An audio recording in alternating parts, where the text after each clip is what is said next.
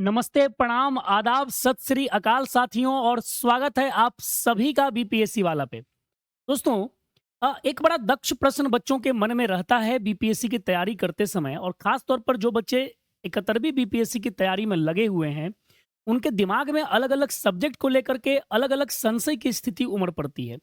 उसी संशय में एक संशय जो उठता है, उनके दिमाग में बराबर उनको जो एक तरह से समझिए कौंधता है, वह सवाल है कि हम लोग करंट अफेयर्स की तैयारी कैसे करें, कहाँ से करें और करंट अफेयर्स का वेटेज क्या है एग्जाम में। इन सारे पहलुओं पर जो है वो बेचारे चिंतनीय रहते हैं। तो इस वीडियो में आपकी हर एक चिंता का समाधान लेकर के आया हूं और आपको चिंता करने की अब कोई ज़रूरत नहीं है, क्योंकि मैं इस वीडियो के माध्यम से हर एक उस बिंदु पर चर्चा करने जा रहा हूं जो आपको शायद परेशान करती हो करंट अफेयर्स को लेकर के। तो चलिए सबसे पहले हम लोग देखते हैं कि 71वीं बीपीएससी के लिए करंट अफेयर्स की तैयारी कैसे की जाए और करंट अफेयर्स का वेटेज क्या है। उन सारे पहलुओं पर डिस्कशन हम लोग अभी करते हैं इस वीडियो में। सबसे पहले अगर इस पैटर्न पर हम लोग को डिस्कस करना है तो ईमानदारी से हमारे पास ये हमें पता होना चाहिए कि number of questions in current affairs में कितने प्रश्न बीपीएससी की परीक्षा में पूछे जाते हैं और इसका रोल कहाँ पर है। इसका रोल प्री में है, इसका रोल मेंस में है, इसका रोल इंटरव्यू में है। तो आपको मैं बता देता हूं, अगर आपको अधिकारी बनना है, एसडीएम बनना है, डीएसपी बनना है और अदर लेवल 9, लेवल 8, लेवल 7 के अगर पद आपको पाने हैं तो आपको सबसे पहले तो ये समझना होगा कि करंट अफेयर्स एक ऐसा टॉपिक है जो प्रारंभिक परीक्षा से लेकर के मुख्य परीक्षा और इंटरव्यू तक तीनों में आपको जो है हेल्प करेगा। तीनों जगह पर आपको ये काम करेगा। यानी पीटी में भी आपकी इसकी उपयोगिता है, मेंस में है और इंटरव्यू में है। इंटरव्यू में समकालिक मुद्दों पर आपसे डायरेक्टली प्रश्न पूछ लिए जाते हैं। मैं यहाँ पर जो बात करने जा रहा हूँ वो पीटी और मेंस को लेकर के मैं बताऊंगा आपको। पीटी और मेंस में किस किस लेवल पर करंट अफेयर्स के कैसे कैसे प्रश्न पूछे जाते हैं। तो देखो भैया, सबसे पहले तो आप एक आंकड़ा जान लो कि अगर हम लोग बात करें बीपीएससी को लेकर के, तो बीपीएससी की प्रारंभिक परीक्षा यानी कि प्रीलिम्स जो एग्जाम होता है उसमें करंट अफेयर्स के अमूमन 30 से 35 क्वेश्चंस पूछे जाते हैं। 30 से 35 क्वेश्चंस जो है पीटी में करंट अफेयर्स के पूछे जाते हैं और ये डायरेक्टली होता है। ठीक है, इसमें कहीं कोई इफ बट की बात नहीं है। इतना प्रश्न आपने बनाया तो ओके, और नहीं बनाया तो आप रिजल्ट से भी बाहर हो सकते हैं। मतलब इतना रोल है करंट अफेयर्स का कि ये आपको रिजल्ट दिला भी सकता है और ये आपको रिजल्ट से बाहर भी कर सकता है। पिछले अगर मैं 8 बीपीएससी की परीक्षाओं का 10 बीपीएससी की परीक्षाओं का एनालिसिस करूं तो प्रीलिम्स में तो इसका वेटेज है, मतलब 150 क्वेश्चन में अगर आप बात करोगे तो 30 से 35 प्रश्न आपके करंट अफेयर्स के होते हैं। मुख्य परीक्षा की अगर हम लोग बात करते हैं मेंस एग्जाम की, तो मेंस एग्जाम में आपको ध्यान में रखना होगा करंट अफेयर्स जो है ये मूलतः मूलतः जो करंट अफेयर्स का सिलेबस रखा गया है वह जीएस पेपर 1 में रखा गया है। ये आपको ध्यान में रखना है। मूलतः करंट अफेयर्स का सिलेबस जो है वह जीएस पेपर 1 में जो सेक्शन 2 है ना, सेक्शन 2, उस सेक्शन 2 में जो है इसका उपयोगिता है। समझ रहे हैं? चूंकि जीएस पेपर 1 में सेक्शन 1 में जो आपका हिस्ट्री आर्ट एंड कल्चर है, सेक्शन 2 में आपका करंट अफेयर्स है, नेशनल और इंटरनेशनल इंपॉर्टेंस का करंट अफेयर्स है, और थर्ड अगर सेगमेंट पर हम लोग बात करते हैं तो वो स्टैट का पोर्शन आता है। ठीक है, तो जीएस पेपर 1 में सेक्शन 2 में आपका फुल्ली करंट अफेयर्स है।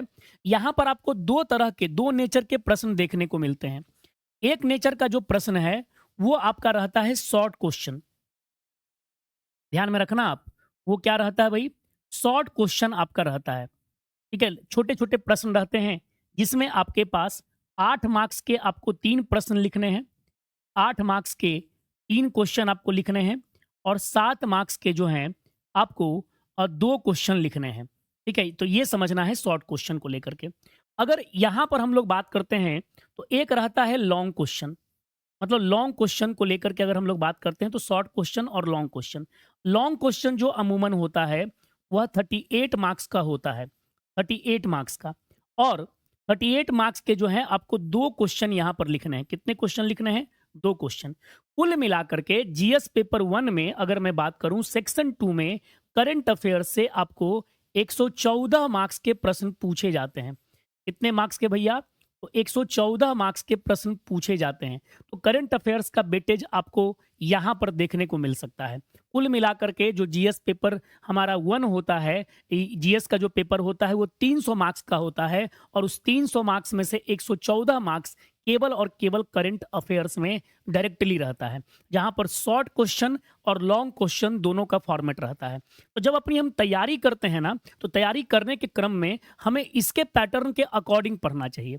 इसके साथ ही जीएस पेपर 2 में, जीएस पेपर 2 में सेक्शन 1 के भीतर, सेक्शन 2 के भीतर और सेक्शन 3 के भीतर में इनडायरेक्टली करंट अफेयर्स से जोड़ करके प्रश्न पूछे जाते हैं।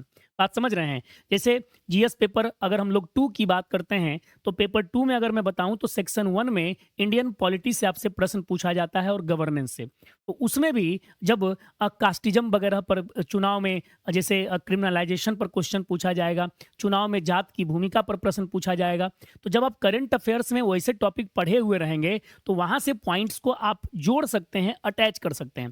तो ये बेनिफिट आपके लिए होगा। साथ ही साथ सेक्शन 2 में जब इकोनॉमी और ज्योग्राफी के जो प्रश्न पूछे जाते हैं, उसमें भी आप करंट अफेयर्स के डेटा को यूज कर सकते हैं। और सेक्शन 3 की बात करेंगे तो साइंस टेक पे जो हमारा इम्पैक्ट होता है, तो साइंस टेक में भी आपको ध्यान में रखना है करंट अफेयर्स को लेकर के। जितना आप अपना अटैच करिएगा उतना बढ़िया आपके लिए फायदेमंद रहेगा। तो मैंने साफ तौर पर आपको बता दिया पहले तो ये कि करंट अफेयर्स का वेटेज बहुत ज़्यादा है बीपीएससी की परीक्षा में, और बीपीएससी जैसी परीक्षा पास करने के लिए आप करंट अफेयर्स को इग्नोर करके नहीं चल सकते। ठीक है, तो अब एक और सवाल ये उठता है कि सर करंट अफेयर्स के लिए हम कौन कौन से टॉपिक को पढ़ें और कौन कौन से सेक्शन को हमें करंट अफेयर्स के लिए करना चाहिए, जहां से करंट अफेयर्स का हमारे प्रश्न पूछ लिए जाते हैं। और सर अगर प्री और मेंस के हिसाब से बता दें तो ज्यादा बेहतर होगा, सोने पे सुहागा वाली बात होगी। तो देखो भैया, अगर हम लोग बात करते हैं करंट अफेयर्स सिलेबस, तो मैं प्री और मेंस इसमें मैं लिखा हूं कहां कहां प्री का पूछा जाता है, कहां कहां मेंस के हिसाब से पूछा जाता है, मैं हर सेक्शन में बता दूंगा। देखो, एक पूछा जाता है अपॉइंटमेंट रिलेटेड क्वेश्चन, जो नेशनल और इंटरनेशनल लेवल का अपॉइंटमेंट होता है। जैसे कोई कैग हमारे यहाँ बने हैं, 15th कैग जो बने हैं, ठीक है, तो इस तरह से आपसे प्रश्न पूछ लिया जाएगा। फिर आपसे अगर पूछ लिया जाए WTO के अभी डायरेक्टर जनरल कौन है, ठीक है, UN का महासचिव कौन है, इस तरह के जो प्रश्न हैं इंटरनेशनल और नेशनल अपॉइंटमेंट से प्रश्न पूछे जाते हैं। और ये जो बेसिकली प्रश्न है ना, ये प्रश्न जो है ये मेनली आपका प्रीलिम्स के लिए है, तो ये मेनली आपका प्री बेस्ड क्वेश्चन है। डेथ नेशनल और इंटरनेशनल लेवल पर हाल ही में किसका निधन हो गया, वो किस फील्ड से बिलोंग करते थे, ठीक है, ये सब चाहे नेशनल और इंटरनेशनल लेवल पर बात हो, इनकी बात आएगी। ठीक है, तो ये भी जो क्वेश्चंस बनते हैं ये भी प्री बेस्ड क्वेश्चन है, यहाँ भी मेंस से आपसे क्वेश्चन नहीं पूछे जाते हैं। अवार्ड, नेशनल और इंटरनेशनल लेवल का अवार्ड जो पूछा जाता है, अब आपसे पूछ लिया जाएगा इंटरनेशनल लेवल पर गुइलेर्मो कानो वर्ल्ड प्रेस फ्रीडम अवार्ड किसको दिया गया है। साथ ही साथ आपसे पूछ लिया जाएगा जर्नलिज्म के सेक्टर में रामनाथ गोयनका अवार्ड भारत में किसको दिया गया है। समझ रहे हैं? तो नेशनल हमारे पास अवार्ड हो गया। पद्मश्री अवार्ड बिहार से कितनों को दिया गया है, ठीक है, पद्मश्री अवार्ड, पद्म विभूषण अवार्ड जो है वो कितनों को दिया गया है। तो नेशनल और इंटरनेशनल अवार्ड जो है ये भी हमसे प्री बेस्ड क्वेश्चन पूछा जाता है। फिर स्पोर्ट्स सेगमेंट की हम लोग बात करते हैं, तो नेशनल एंड इंटरनेशनल जो लेवल पर स्पोर्ट्स होते हैं, जो खेल प्रतियोगिताएं होती हैं, उनसे जोड़ करके आपसे प्रश्न पूछा जाता है। और ये भी जो प्रश्न होते हैं ये भी प्रश्न प्री बेस्ड प्रश्न होते हैं। फिर आपसे different index and report like ISFR, इस तरह के रिपोर्ट के प्रश्न पूछ लिए जाते हैं। ठीक है, जैसे वर्ल्ड हैप्पीनेस इंडेक्स को लेकर के पूछ ले, ट्रांसपेरेंसी इंटरनेशनल की करप्शन परसेप्शन इंडेक्स को लेकर के पूछ ले। ठीक है, तो ये आपका इंडेक्स वगैरह का जो रिपोर्ट है वो पूछा जाता है। इंडिया स्टेट फॉरेस्ट रिपोर्ट की बात है, लगातार PT में प्रश्न रहा ही रहा है। और अभी के डेट में अगर देखेंगे, लगातार पिछले 4-5 BPSC के मेंस के प्रश्न को एनालिसिस करेंगे तो यहां से एक प्रश्न मेंस में जरूर पूछे जाते हैं। तो ये जो आपका टॉपिक है ना, ये आपका प्री और मेंस दोनों के लिए जरूरी है, प्री और मेंस दोनों में उपयोगी है ये। ठीक है, फिर आपसे पूछा जाए annual summit and joint military exercise. ठीक है, ये टॉपिक जो है यह प्री प्लस मेंस दोनों का टॉपिक बनता है। हालांकि अगर हम लोग ज्वाइंट मिलिट्री एक्सरसाइज की बात करते हैं तो ये ओनली जो है प्री बेस्ड है। ये क्या है भाई? ये प्री बेस्ड है। जैसे मान लिया जाए वरुण जो नौसैनिक अभ्यास है वह किन दो देशों के बीच आयोजित होता है, मालाबार जो अभ्यास होता है किन दो देशों के बीच होता है, हैंड इन हैंड अभ्यास किन दो देशों के बीच होता है, एक्वेरियन अभ्यास किन दो देशों के बीच होता है। ठीक है, तो ये प्री बेस्ड क्वेश्चन बनता है। लेकिन आप इसको जो है भारत का किसी दूसरे देश के साथ जब रिलेशन बनाते हैं तो उसमें मेंस वाले टॉपिक में आप इसको ऐड कर सकते हैं। एनुअल समिट, जैसे क्वाड समिट भारत में होना है, एससीओ समिट कहाँ हो रहा है, नाटो समिट कहाँ हो रहा है, वो तो प्री में पूछ लिया जाए। और मेंस को लेकर के जो है हमेशा ध्यान में रखिएगा, जो भी समिट भारत में होगा उसको लेकर के मेंस से जोड़ करके आपको प्रश्न पूछा जाता है। ठीक है, तो ये ध्यान में रखेंगे। डिफेंस सेक्टर में जैसे अब हम लोग लेकर के चल रहे हैं कि भैया जो अभी स्टॉकहोम जो इंटरनेशनल की रिपोर्ट आई थी, खासतौर पर सिपरी की, जिसको हम लोग सिपरी की रिपोर्ट कहते हैं, जो वर्ल्ड में हथियारों के आयात और निर्यात का जो उसने आंकड़ा पब्लिश किया था, है ना, तो उस आंकड़े में भारत का जो स्थान आ गया है वह दूसरे स्थान पर हम लोग पहुंच गए हैं हथियार खरीदने वाले देशों में, जो कि पहले स्थान पर होते थे। तो डिफेंस सेक्टर में इन सारे जैसे रिपोर्ट वाले में भी इसको देख सकते हैं, यहाँ भी देख सकते हैं। साथ ही साथ भारत जो है अपने डिफेंस सेक्टर में किन किन टेक्नोलॉजी को यूज कर रहा है जिससे हम लोग सेल्फ रिलायंट मूवमेंट की तरफ बढ़ रहे हैं। हम लोग कर रहे हैं कि हम लोग सेल्फ रिलायंट होंगे। तो ये प्रश्न पीटी के लिए तो है ही है, प्री के लिए प्री बेस्ड तो है ही है, लेकिन मेंस में यहाँ से कनेक्ट करके प्रश्न पूछे जा सकते हैं, क्योंकि 2025 में हम लोग जो है ईयर ऑफ रिफॉर्म कर रहे हैं डिफेंस सेक्टर में। फिर डे एंड थीम कि भैया बताइए विश्व खुशहाली दिवस की जो थीम है वो क्या रही है, विश्व मानवाधिकार दिवस की थीम क्या रही है, वर्ल्ड कैंसर डे 2025 की थीम क्या रही है। तो ये विशेषता जो क्वेश्चन आपका बनेगा, तो ये भी क्वेश्चन आपका प्री बेस्ड क्वेश्चन बनेगा।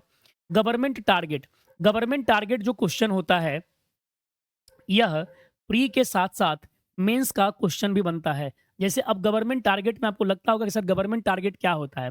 जैसे आपसे प्रश्न पूछ लिया जाए कि भारत जो है किस वर्ष तक जो है विकसित भारत का संकल्पना लेकर के चल रहा है, तो 2047 तक, तो आपसे अब पूछा जाएगा विकसित 2047 तक भारत को विकसित बनाने के जो लक्ष्य रखे गए हैं उस लक्ष्य की पूर्ति में कौन कौन से सहायक तत्व हैं और कौन कौन से बाधक तत्व हैं उनकी पहचान करने बोलेगा।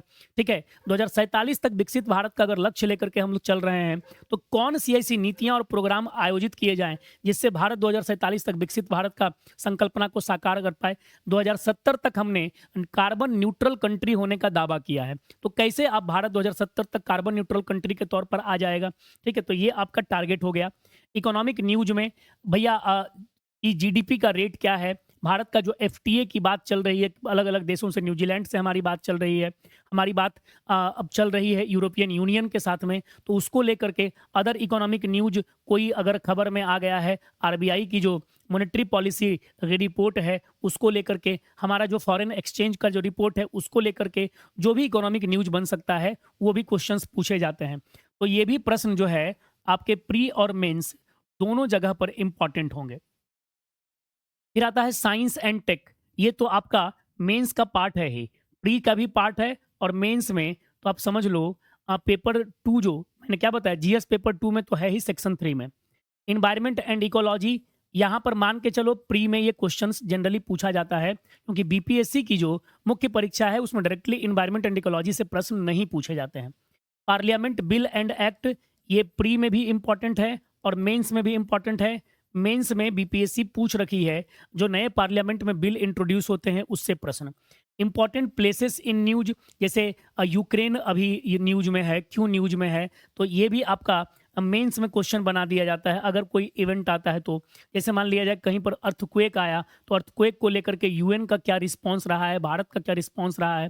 ठीक है, तो उसको लेकर के प्री और मेंस दोनों का प्रश्न यहाँ से पूछ लिया जाता है।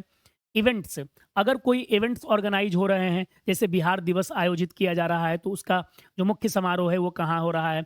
साथ ही साथ विश्व पुस्तक जो मेला है उसका आयोजन कहाँ हो रहा है, बाल फिल्म महोत्सव का सेलिब्रेशन कहाँ हो रहा है, अंतर्राष्ट्रीय फिल्म महोत्सव का सेलिब्रेशन कहाँ हो रहा है, कान फिल्म महोत्सव का सेलिब्रेशन कहाँ किया गया, ये सारे इवेंट्स। पॉलिसीज एंड प्रोग्राम, तो ये भी आपका प्री का पार्ट बनेगा और मेंस का पार्ट बनेगा। भारत सरकार के अगर कुछ प्रोग्राम है तो, ठीक है, जैसे यहाँ इवेंट्स की अगर हम लोग बात करते हैं तो ये प्री की बात आ जाएगी, प्री का बेस्ट रहेगा। न्यूली फॉर्म्ड कमीशन, अगर भारत सरकार के द्वारा कोई कमीशन बनाया गया है तो उसके बारे में बताइए। जैसे आपको पता होगा वन नेशन वन इलेक्शन को लेकर के कमीशन बनाया गया था। ठीक है, तो ये भी आपका बेसिकली प्री में है, बस कुछ अगर आपके पास मान लीजिए बहुत मेजर इंपॉर्टेंट है तो उसको मेंस के लेकर के प्रश्न में पूछा जा सकता है।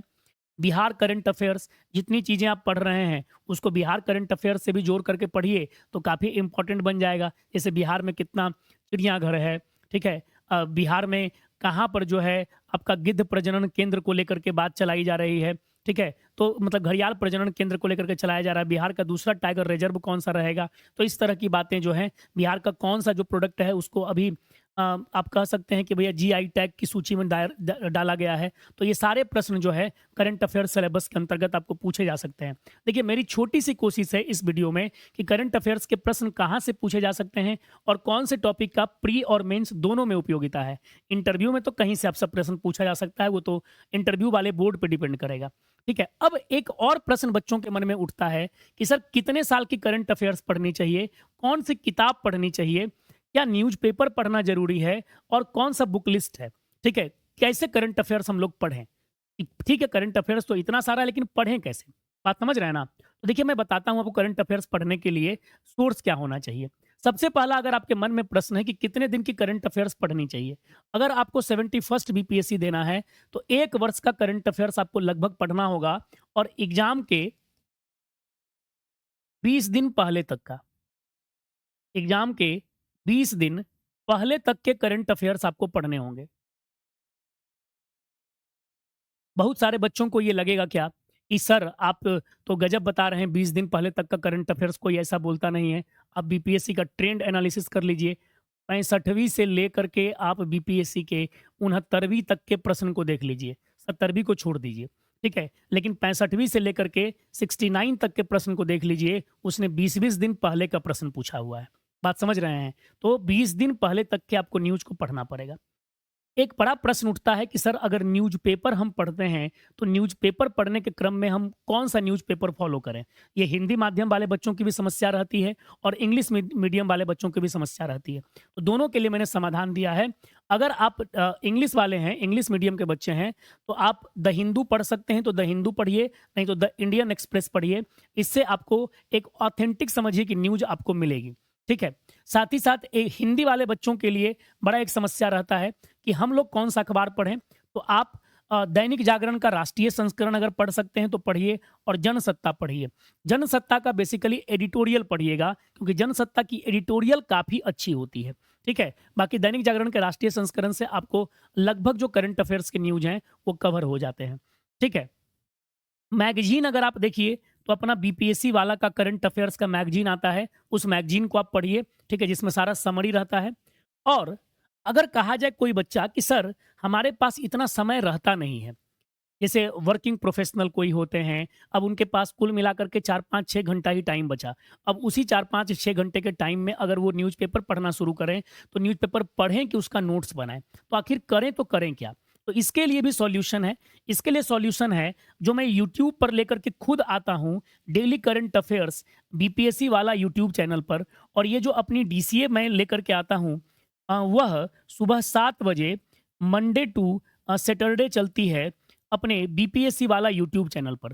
देखो भैया उसमें सारी चीज़ों का कलेक्शन हो जाता है, द हिंदू के न्यूज, द इंडियन एक्सप्रेस के न्यूज, दैनिक जागरण राष्ट्रीय संस्करण जनसत्ता के न्यूज और जो करंट अफेयर्स की जो हमारी मैगजीन आती है, उन सारे चीज़ों का जो कवर है वो निचोड़ समझिए आपका बीपीएससी वाला यूट्यूब चैनल है।